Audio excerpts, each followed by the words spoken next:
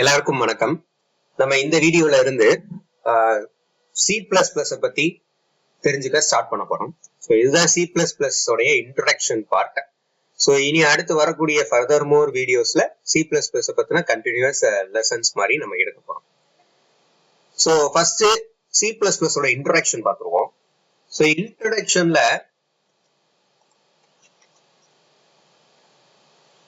போறதுக்கு முன்னாடி ஃபர்ஸ்ட் ப்ரோக்ராமிங்னா என்ன அப்படிங்கறத நம்ம தெரிஞ்சுக்கணும். So programming means writing and instruction or code. இந்த இன்ஸ்ட்ரக்ஷனும் கோட் எதுக்கு எழுதுவோம் அப்படின்னா, ஒரு கம்ப்யூட்டரை ஒரு டாஸ்கை பெர்ஃபார்ம் பண்ண வைக்கிறதுக்காக எழுதக்கூடிய இன்ஸ்ட்ரக்ஷனுக்கு பேர் தான் என்னது அப்படின்னா ப்ரோக்ராமிங் அப்படின்னு சொல்லி சொல்லுவாங்க. ஸோ அந்த ஒரு கம்ப்யூட்டரை வேலை பார்க்க வைக்கிறதுக்காக நாம எழுதக்கூடிய இன்ஸ்ட்ரக்ஷனுக்குரிய ப்ராசஸ்க்கு பேர் தான் ப்ரோக்ராமிங் அப்படின்னு சொல்லி சொல்லுவாங்க. ஆனா என்ன பண்ண முடியாது அப்படின்னா, நம்மளால டைரக்டா ஒரு மிஷினுக்கு நம்மளால இன்ஸ்ட்ரக்ட் பண்ண முடியாது. விச் மீன்ஸ் நம்மளோட ஓன் லாங்குவேஜ்ல நம்மளால அதுக்கு இன்ஸ்ட்ரக்ட் பண்ண முடியாது. ஸோ இப்ப ஹியூமன் இருக்கும் அப்படின்னா, இப்ப நம்ம நார்மலா ஒரு ஹலோ சொல்றோம் அப்படின்னா, இந்த ஹலோங்கிறது நமக்கு புரியும், இது ஹியூமன் லாங்குவேஜ். ஆனா அது யாருக்கு புரியாது அப்படின்னா, மிஷினுக்கு புரியாது. So machine cannot understand the human language. So அப்ப அதுக்கு என்ன பண்றாங்க அப்படின்னா, இப்ப அந்த நம்ம ஒரு ஹியூமன் மிஷினோட கம்யூனிகேட் பண்றப்ப ஃபர்ஸ்ட் நம்மளுடைய ஹியூமன் லாங்குவேஜ் என்ன பண்ணிடுவாங்க அப்படின்னா மிஷின் லாங்குவேஜா மாத்திடுவாங்க. which means பைனரிஸா மாத்திடுவாங்க. ஸோ அண்ட் தென் அந்த சிஸ்டம் பைனரிஸை ரிசீவ் பண்ணி அந்த பைனரிக்கு ஏற்ற மாதிரி நமக்கு ரெஸ்பான்ஸை ஜென்ரேட் பண்ணி அதை அகைன் எதுக்கா மாத்திடுவாங்க, நம்மளோட ஹியூமன் லாங்குவேஜுக்கு மாத்தி நமக்கு ரெஸ்பான்ஸ் வரும். ஸோ இந்த ப்ராசஸ் மூலியமா தான் நம்மளால என்ன பண்ண முடியும் அப்படின்னா ஹியூமன் வந்து ஒரு மிஷினோட இன்டராக்ட் பண்ண முடியும். ஸோ இந்த இன்ஸ்ட்ரக்ஷன்ஸ் நம்ம சொன்னோம், ப்ரோக்ராமிங்னா process of writing and instructions சொல்லி சொன்னோம். அப்ப இன்ஸ்ட்ரக்ஷன்ஸ் நிறைய ப்ரோக்ராமிங் லாங்குவேஜஸ் இருக்கு. இன்ஸ்ட்ரக்ஷன்ஸ் எழுதுறதுக்கு நிறைய ப்ரோக்ராமிங் லாங்குவேஜஸ் இருக்கு. அதனுடைய கேட்டகரிஸா நம்ம கீழே கொடுத்துருக்கோம். Machine level language, assembly language and then high level language. So இப்போ ஃபர்ஸ்ட் மிஷின் லெவல் லாங்குவேஜ்னா என்னங்கிறத பார்த்துருவோம். ஸோ பொதுவா கம்ப்யூட்டர்ஸால பைனரி டிஜிட்ஸை மட்டும் தான் அண்டர்ஸ்டாண்ட் பண்ணிக்க முடியும். நம்ம என்ன கொடுத்தாலும் அதால பைனரி டிஜிட்ஸா தான் அதை கன்வெர்ட் பண்ணி அதை அண்டர்ஸ்டாண்ட் பண்ணிக்க முடியும். விச் மீன்ஸ் ஜீரோஸ் அண்ட் ஒன்ஸா தான் அதால அண்டர்ஸ்டாண்ட் பண்ணிக்க முடியும். ஸோ அப்ப மிஷின் லாங்குவேஜ்ல நம்ம கோட் எழுதுறதுங்கிறது ரொம்ப டிஃபிகல்ட்டான ஒரு விஷயம்.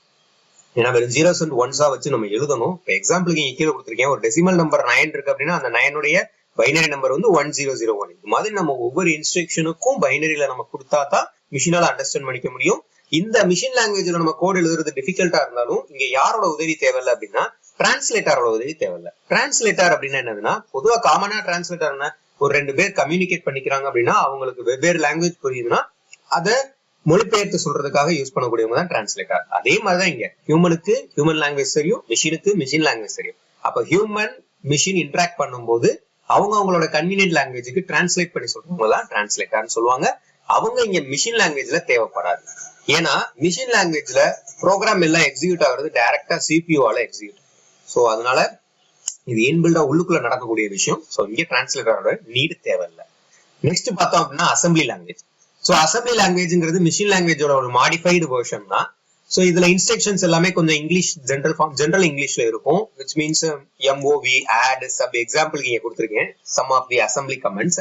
எம்ஓவி அப்படின்னா மூவ், ஆட்னா அடிஷன், சப்னா சப்ராக்ஷன். அந்த assembly level language low level லாங்குவேஜ்னு சொல்லுவாங்க. மிஷினால என்ன பண்ண முடியாது அப்படின்னா இந்த அசம்பிளி லாங்குவேஜை புரிஞ்சுக்க முடியாது, மிஷினால டைரக்டா அதை அண்டர்ஸ்டாண்ட் பண்ணிக்க முடியாது. ஸோ அப்ப இந்த இடத்துல ஒரு டிரான்ஸ்லேட்டர் தேவை. அந்த டிரான்ஸ்லேட்டருக்கு பேர் என்னது அப்படின்னா அசம்பிளர். இவர் என்ன பண்ணுவார் அப்படின்னா நம்ம மிஷின் நம்ம இந்த கோடு இதுதான் அசம்பிளி கோடு கீழே கொடுத்துருக்கேன் பாத்தீங்களா. ஸோ இதுல நாம கொடுத்துருக்கக்கூடிய இன்ஸ்ட்ரக்ஷனை இந்த அசம்பிளர் என்ன பண்ணுவார் அப்படின்னா மிஷின் லாங்குவேஜா மாத்திடுவார். மாத்தி தான் மிஷினுக்கு அனுப்புவாங்க. திரும்ப அங்க மிஷின்ல இருந்து ரிசல்ட் வரும்போது அந்த அசம்பிளர் என்ன பண்ணுவாருன்னா ரிவர்ட் பேக் ஹியூமன் லாங்குவேஜுக்கு, அதாவது அசம்பிளி லெவல் லாங்குவேஜுக்கு அதை மாத்திடுவாங்க. ஸோ அப்ப மூவ் ஏ அப்படின்னா இந்த 12ங்கிற வேல்யூவை ஏங்கிற வேரியபிளுக்கு மூவ் பண்றோம், 13 ஏ பிக்கு மூவ் பண்றோம். அண்ட் தென் ஆடுங்கிற அசம்பிளி கோடை வச்சு ஏவையும் பியும் ஆட் பண்ணிடுறோம். இப்ப நம்ம நெக்ஸ்ட் பார்க்க போற தேர்ட் கேட்டகரி என்னன்னா ஹை லெவல் லாங்குவேஜ். அந்த ஹை லெவல் லாங்குவேஜ்ங்கிறது ப்ரோக்ராமிங் லாங்குவேஜோட எவால்யூஷன்ல ஒரு மிகப்பெரிய பங்களிப்பை இந்த ஹை லெவல் லாங்குவேஜ் வருது. ஏன்னா இப்ப நம்ம படிக்கக்கூடிய எல்லா ப்ரோக்ராமிங் லாங்குவேஜஸுமே வந்து ஹை லெவல் லாங்குவேஜஸ் தான் சொல்லுவோம். இந்த ஹை லெவல் லாங்குவேஜ்ல மெயின் அட்வான்டேஜ் என்ன அப்படின்னா ஈஸியா இருக்கும். எதுக்குன்னா ரீட் பண்றது, கோடை ரீட் பண்றதுக்கு, இல்ல கோடை எழுதுறதுக்கு, கோடை அகைன் ஃபர்தர் மோர் நம்ம மெயின்டைன் பண்றதுக்கு எல்லாத்துக்கும் ஈஸியா இருக்கும் when comparing to other two languages, machine level language and assembly languages. அதே நேரத்துல ஹை லெவல் லாங்குவேஜ் வந்து போர்ட்டபிள் கோடுன்னு சொல்லுவாங்க. போர்ட்டபிள் கோடு இந்த சென்ஸ் நம்ம ஒரு சிஸ்டம்ல டெவலப் பண்ணிட்டு அதை நம்ம எங்கனாலும் எடுத்து கொண்டு போய் அந்த சிஸ்டம்ல வச்சு நம்மளால ரன் பண்ண முடியுங்கிறது தான் போர்ட்டபிள் கோட் அப்படின்னு சொல்லி சொல்லுவாங்க. Still, machine cannot understand the high level language. So here the translator takes place. Here the translator name is called as compiler or else the interpreter. So these two translators will translate the high level language into a machine level language and revert back from machine level to high level language. So the high level here high level programming languages are broadly categorized into two categories, which is procedural oriented programming language and object oriented programming languages. So நம்ம முதல்ல procedural oriented languages பத்தி பார்த்தலாம். In procedural oriented ல வந்து எல்லா ப்ராசஸுமே என்ன இருக்கும்னா சீக்வன்ஸா இருக்கும், ஒரு வரிசைப்படி இருக்கும், which means input, process and then output. இந்த சீக்வன்ஸ்ல தான் procedural oriented programming ரன் ஆகும். At the same time procedure oriented programming ல எல்லா இன்ஸ்ட்ரக்ஷன்ஸையும் குரூப் பண்ணி ஆர்கனைஸா which means இன்ஸ்ட்ரக்ஷன்ஸ் எல்லாத்தையும் குரூப் பண்ற பேருக்கு என்ன சொல்லுவாங்கன்னா ஃபங்க்ஷன்ஸ் அப்படின்னு சொல்லி சொல்லுவாங்க. அண்ட் தென் ப்ரொசீஜர் ஓரியன்டட்ல வந்து எல்லா ஃபங்க்ஷன்ஸுமே பொதுவா குளோபல் டேட்டாவை தான் அதிகமா யூஸ் பண்ண ஆரம்பிக்கும். அண்ட் தென் இதோட அப்ரோச் ஆஃப் எக்ஸிகியூஷன் வந்து டாப் டவுன் அப்ரோச்ல எக்ஸிக்யூட் ஆகும். அண்ட் தென் டேட்டாவுக்கு எந்த ரெஸ்ட்ரிக்ஷனும் இங்க இருக்காது, ஃப்ரீயா ப்ரோக்ராம்ல எங்கனாலும் யாருனாலும் மூவ் ஆயிக்கும், எந்த ஃபங்க்ஷன்னாலும் யூஸ் பண்ணிக்கலாம் அப்படிங்கிற மாதிரி இருக்கும். ஸோ எந்த ரெஸ்ட்ரிக்ஷனும் பாப்ல கிடையாது. ஸோ இந்த பாப் லாங்குவேஜோடைய டிஸ்அட்வான்டேஜ் என்னன்னு பார்த்தோம் அப்படின்னா குளோபல் டேட்டா ஆக்சஸ். ஏன்னா குளோபல் டேட்டா ஆக்சஸ் கொடுத்துட்டோம் அப்படின்னா இப்ப ஒரு ப்ரோக்ராம் இருக்கு, அந்த ப்ரோக்ராம்ல ஒரு ப்ரோக்ராம் இருக்கு, அந்த ப்ரோக்ராம்ல 6 ஃபங்க்ஷன் இருக்குன்னு வச்சுக்கோங்க. ஒரே ஒரு வேரியபிள் இருக்கு, அந்த வேரியபிள் என்னன்னா குளோபல் வேரியபிள்னு வச்சுக்கோங்க. இப்ப அந்த குளோபல் வேரியபிள் தான் இந்த 6 ஃபங்க்ஷனும் யூஸ் பண்ணுது அப்படின்னா ஒரு சில நேரம் என்ன ஆயிரும் அப்படின்னா கம்பைலருக்கு கன்ஃபியூஷன் வந்துடும். என்ன அப்படின்னா எந்த வேரியபிள் இப்ப யாரு எந்த ஃபங்க்ஷன் இந்த வேரியபிளை யூஸ் பண்ணிட்டு இருக்காங்க அப்படிங்கிறது கண்டுபிடிக்கிறது கஷ்டமாயிடுச்சு. அதனால இது டிஸ்அட்வான்டேஜ். அண்ட் தென் டேட்டா ஹைடிங்கே இங்க கிடையாது. மீன்ஸ் டேட்டாவை யாராலும் யூஸ் பண்ணிக்கலாம். குளோபல் டேட்டா ஆக்சஸ் வந்துச்சுனாலே அந்த டேட்டாவை உள்ளுக்குள்ள இருக்கக்கூடிய எல்லா ஃபங்க்ஷன்ஸையும் யூஸ் பண்ணிக்கலாம். ஸோ அப்ப இங்க வந்து ஒரு ரெஸ்ட்ரிக்ஷன்ஸ் இல்லை, அது ஒரு டிஸ்அட்வான்டேஜ். அப்புறம் ரியல் வேர்ல்டு ப்ராப்ளம்ஸுக்கான சொல்யூஷனை கொடுக்கறதுக்கு ப்ரொசீஜரல் ஓரியன்டட் ப்ரோக்ராமிங் வந்து ரொம்ப சூட்டபிள் கிடையாது அப்படிங்கிறது சொல்லுவாங்க. ஸோ நெக்ஸ்ட் கேட்டகரி பார்த்தோம் அப்படின்னா object oriented programming language. So இந்த ஆப்ஜெக்ட் ஓரியன்டட் ப்ரோக்ராமிங் லாங்குவேஜ்ல வந்து நம்ம எப்படி ப்ரொசீஜர் ஓரியன்டட்ல எல்லாத்தையும் குரூப் பண்ணி ஃபங்க்ஷன்ஸ்ங்கிற பேர்ல வச்சிருப்பாங்களோ அதே மாதிரி இங்க எல்லாத்தையும் குரூப் பண்ணி ஆப்ஜெக்ட்ஸா வச்சிருப்பாங்க. So all the functionalities and data are grouped into a single unit which is called as objects, and it will follow the bottom up process. In procedural oriented it follows the top down execution, and here it follows bottom up execution. Okay, so and then in this object oriented programming there will be a partition memory for both data and function. Partition memory அப்படினா டேட்டாவுக்கு தனி memory இருக்கும், அதாவது ஒரு common memory இருக்கும். அந்த common மெமரிக்குள்ள டேட்டாவுக்கு ஒரு memory கொடுத்துரும், ஃபங்க்ஷன்ஸ்க்கு ஒரு மெமரி கொடுத்துரும். ஸோ அதே நேரத்துல இதுல டேட்டா ரெஸ்ட்ரிக்ஷன்ஸ் இருக்கும், which means data hiding features இருக்கும். எந்த டேட்டாவை யார் யூஸ் பண்ணணும் ப்ரோக்ராம்ல அப்படிங்கிற ரெஸ்ட்ரிக்ஷன்ஸ் இதால செட் பண்ண முடியும். Which means it does not allow the data flow in free மேனர்ல டேட்டாவை அலோவ் பண்ண கூடாது. ஸோ மொத்த ப்ராப்ளம்ஸா ஆப்ஜெக்ட்ஸா இங்க பிரிச்சிருப்பாங்க, ப்ரொசீஜர் ஓரியன்டட்ல ஃபங்க்ஷன்ஸா பிரிச்சிருப்பாங்கன்றத நம்ம பார்த்துருந்தோம். அண்ட் தென் ஃபங்க்ஷன்ஸ் இந்த 2 பாயிண்ட்டுக்கு நான் இப்ப டயக்ராம் வச்சு அர்த்தம் சொல்றேன். ஸோ ஆப்ஜெக்ட் ஓரியன்டட்ல எப்படி இருக்கும் அப்படின்னா இதான் ஒரு ஸ்ட்ரக்சர். ஸோ இப்ப இங்க ஒரு ப்ரோக்ராம்ல ஆப்ஜெக்ட் ஏ, ஆப்ஜெக்ட் பி, ஆப்ஜெக்ட் சி இருக்குன்னு வச்சுக்கோங்க. இந்த ஒவ்வொரு ஆப்ஜெக்ட்டுக்கும் டேட்டா ஃபங்க்ஷன்ஸ் இருக்கும். ஸோ ஒரு ஆப்ஜெக்ட் இன்னொரு ஆப்ஜெக்டோட கம்யூனிகேட் பண்ணிக்க முடியும், பட் இந்த சென்ஸ் ஆஃப் ஃபங்க்ஷன்ஸை வச்சு மட்டும் தான் கம்யூனிகேட் பண்ண முடியும். விச் மீன்ஸ் இந்த ஆப்ஜெக்டோடைய டேட்டா இந்த ஆப்ஜெக்டோட டேட்டாவை கம்யூனிகேட் பண்ண முடியாது. So through functions only the objects can communicate. So one object can communicate with another object only through functions, not with data. So அப்ப இததான் நான் இங்க மேல உங்களுக்கு கொடுத்திருப்பேன். Data of an object can be accessed only by the functions of that object. ஆமா, இப்ப இந்த டேட்டாவை யார் அக்சஸ் பண்ண முடியுமா? இந்த ஃபங்க்ஷனால மட்டும் தான் அக்சஸ் பண்ண முடியும், இந்த ஃபங்க்ஷனால அக்சஸ் பண்ண முடியாது. அததான் அங்க சொல்லியிருப்பாங்க. And then functions of one object can be accessed by functions of another object. இது பாசிபிள். Which means ஒரு ஃபங்க்ஷன் ஒரு ஆப்ஜெக்ட், இந்த ஆப்ஜெக்ட் ஏ உடைய ஃபங்க்ஷனை யார் அக்சஸ் பண்ணிக்க முடியும்னா ஆப்ஜெக்ட் பி ஆல அக்சஸ் பண்ணிக்க முடியும், ஆப்ஜெக்ட் பியோட ஃபங்க்ஷனால அக்சஸ் பண்ணிக்க முடியும். ஸோ இதுதான் இந்த ஆப்ஜெக்ட் ஓரியன்டட் ப்ரோக்ராமிங்ல இருக்கக்கூடிய மெயின் ஃபீச்சர். ஸோ இதுல அட்வான்டேஜ் பாத்தீங்கன்னா டேட்டா வந்து ஹைடா இருக்கும், டேட்டாவை ஹிடன் பண்ணி வச்சுக்கலாம். நம்மளால யார் யூஸ் பண்ணணும் யூஸ் பண்ண இங்கே ஹிட் பண்ணிருக்கோம்ல, இந்த டேட்டாவை ஆப்ஜெக்ட் ஏவால மட்டும் தான் யூஸ் பண்ண முடியும், ஆப்ஜெக்ட் பியால யூஸ் பண்ண முடியாது. அந்த டேட்டா ஹைடிங் ஃபீச்சர்னு சொல்லுவாங்க. Objects also can communicate with Eicher, அது ஒரு பெரிய அட்வான்டேஜ். அதுக்கப்புறம் புதுசா ஏதாவது ஒரு டேட்டாவையும் ஃபங்க்ஷன், நீங்க டேட்டான்னு சொல்றதுனால யாரும் கன்ஃபியூஷன் வேணா, டேட்டானா வேரியபிள்ஸ். ஸோ ஒரு ப்ரோக்ராமுக்கு தேவைப்படக்கூடிய வேரியபிள்ஸ் தான் இங்க டேட்டான்னு சொல்லுவோம். So data and functions also can be easily added. புதுசா இப்ப ஒரு ப்ரோக்ராம் டெவலப் பண்ணிட்டீங்க, அந்த இடத்துல ஒரு புது வேரியபிள் ஆட் பண்ணணும்னா உங்களால ஈஸியா ஆட் பண்ணிக்க முடியும். புது ஃபங்க்ஷன் ஆட் பண்ண முடியும், அது ஈஸியா ஆட் பண்ணிக்க முடியும். அண்ட் தென் ஸோ இது வரைக்கும் நம்ம என்ன பார்த்திருக்கோம், மூணு டைப் ஆஃப் லாங்குவேஜஸ் பார்த்திருக்கோம். அதுல ஹை லெவல்ல 2 கேட்டகரிஸ் பார்த்திருக்கோம்.